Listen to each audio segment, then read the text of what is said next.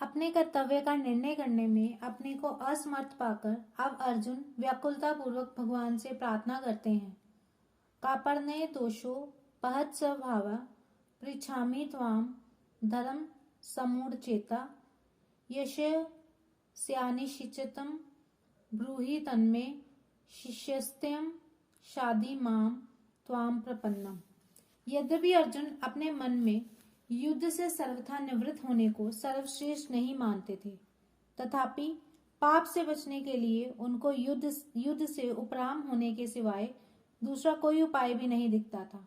इसलिए वे युद्ध से उपराम होना चाहते थे और उपराम होने को गुण ही मानते थे, कायरता रूप दोष नहीं। परंतु भगवान ने अर्जुन की इस उपरति को कायरता और हृदय की तुच्छ दुर्बलता कहा, तो भगवान के उन निसंदिग्ध वचनों से अर्जुन को ऐसा विचार हुआ कि युद्ध से निवृत्त होना मेरे लिए उचित नहीं है।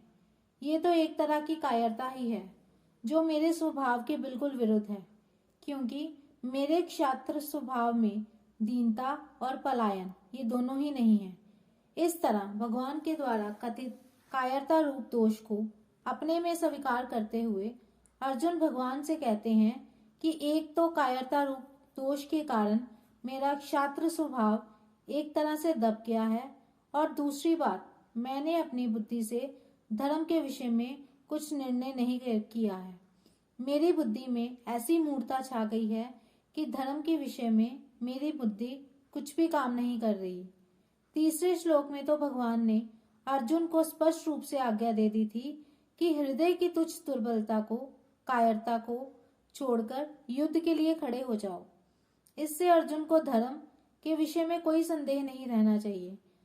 फिर भी संदेह रहने का कारण ये है कि एक तरफ तो युद्ध में कुटुंब का नाश करना, पूज्यजनों को मारना अधर्म दिखता है, और दूसरी तरफ युद्ध करना क्षत्रिय का धर्म दिखता है। इस प्रकार कुटुंबियों को देखते हुए युद्ध नहीं करना चाहिए और क्षात्र धर्म की दृष्टि से युद्ध करना चाहिए। इन दो बातों को लेकर अर्जुन धर्म संकट में पड़ गए। उनकी बुद्धि धर्म का निर्णय करने में कुंठित हो गई। ऐसा होने पर अभी इस समय मेरे लिए खास कर्तव्य क्या है, मेरा धर्म क्या है, इसका निर्णय कराने के लिए वे भगवान से पूछते हैं। इसी अध्याय के दूसरे श्लोक में भगवान ने कहा था कि तू जो कायरता के कारण युद्ध से निवृत्त हो रहा है, तेरा ये आचरण अनार्य युष्ट है, अर्थात श्रेष्ठ पुरुष ऐसा आचरण नहीं करते। वे तो जिसमें अपना कल्याण हो वही आचरण करते हैं। ये बात सुनकर अर्जुन के मन में आया कि मुझे भी वही करना चाहिए जो श्रेष्ठ पुरुष किया करते हैं। इस प्रकार अर्जुन के मन में कल्याण की इच्छा जागृत हो गई और उसी को लेकर वे भगवान से अपने कल्याण की बात पूछते हैं कि जिससे मेरा निश्चित कल्याण हो जाए, ऐसी बात मेरे से कहिए। अर्जुन के हृदय में हलचल होने से और अब यहाँ अपने कल्याण की बात पूछने से ये सिद्ध होता है कि मनुष्य जिस स्थिति में स्थित है उसी स्थिति में वह संतोष करता रहता है, तो उसके भीतर अपने असली उद्देश्य की जागृति नहीं होती। वास्तविक उद्देश्य कल्याण की जागृति तभी होती है जब मनुष्य अपनी वर्तमान स्थिति से असंतुष्ट हो जाए, उस स्थिति में रह ना सके।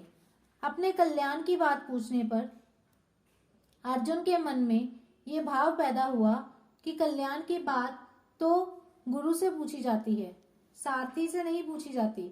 इस बात को लेकर अर्जुन के मन में जो रतिपन का भाव था, जिसके कारण वे भगवान को ये आज्ञा दे रहे थे कि हे अच्युत, मेरे रथ को दोनों सेनाओं के बीच में खड़ा कीजिए, वह भाव मिट जाता है और अपने कल्याण की बात पूछने के लिए अर्जुन भगवान के शिष्य हो जाते हैं और कहते हैं कि महाराज, मैं आपका शिष्य हूँ, शिक्षा लेने का पात्र हूँ, आप मेरे कल्याण की बात कहिए। गुरु तो उपदेश दे देंगे, जिस मार्ग का ज्ञान नहीं है उसका ज्ञान करा देंगे, पूरा प्रकाश दे देंगे, पूरी बात बता देंगे, पर मार्ग पर तो स्वयं शिष्य को ही चलना पड़ेगा। अपना कल्याण तो शिष्य को ही करना पड़ेगा। मैं तो ऐसा नहीं चाहता कि भगवान उपदेश दें और मैं उसका अनुष्ठान करूं, क्योंकि उससे मेरा काम नहीं चलेगा। अतः अपने कल्याण की जिम्मेवारी मैं अपने पर क्यों रखूं, गुरु पर ही क्यों ना छोड़ दूं। जैसे केवल माँ के दूध पर ही निर्भर रहने वाला बालक बीमार हो जाए तो उसकी बीमारी दूर करने के लिए औषधि स्वयं माँ को खानी पड़ती है, बालक को नहीं।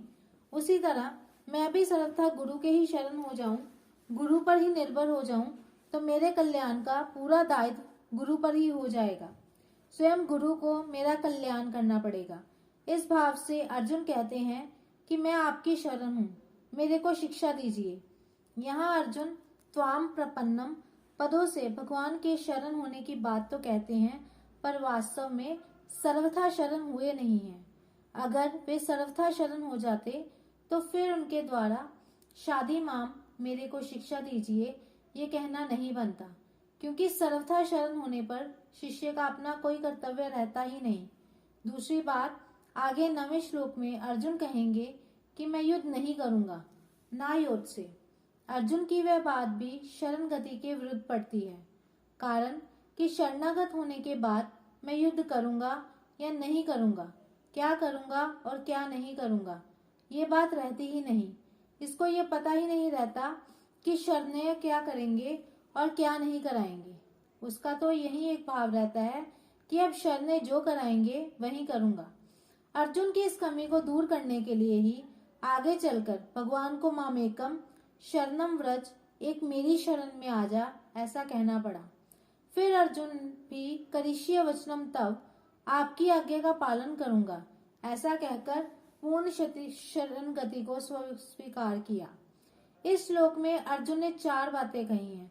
कार्पण दोषो, धर्म सम्मूढ़चेता, यशे स्यानि निश्चितम, ब्रूहि तन्मे शिष्यस्तेहम शादी माँ त्वाम प्रपन्नम। इनमें से पहली बात में अर्जुन धर्म के विषय में पूछते हैं, दूसरी बात में अपने कल्याण के लिए प्रार्थना करते हैं, तीसरी बात में शिष्य बन जाते हैं और चौथी बात में शरणागत हो जाते हैं। अब इन चारों बातों पर विचार किया जाए तो पहली बात में मनुष्य जिससे पूछता है वह कहने में अथवा ना कहने में स्वतंत्र होता है। दूसरी में जिससे प्रार्थना करता है उसके लिए कहना कर्तव्य हो जाता है। तीसरी में जिसका शिष्य बन जाता है उन गुरु पर शिष्य को कल्याण का मार्ग बताने का विशेष दायित्व आ जाता है। चौथी में जिसके शरणागत हो जाता है उस शरण को शरणागत का उद्धार करना ही पड़ता है, अर्थात उसके उद्धार का उद्योग स्वयं शरण्य को करना पड़ता है।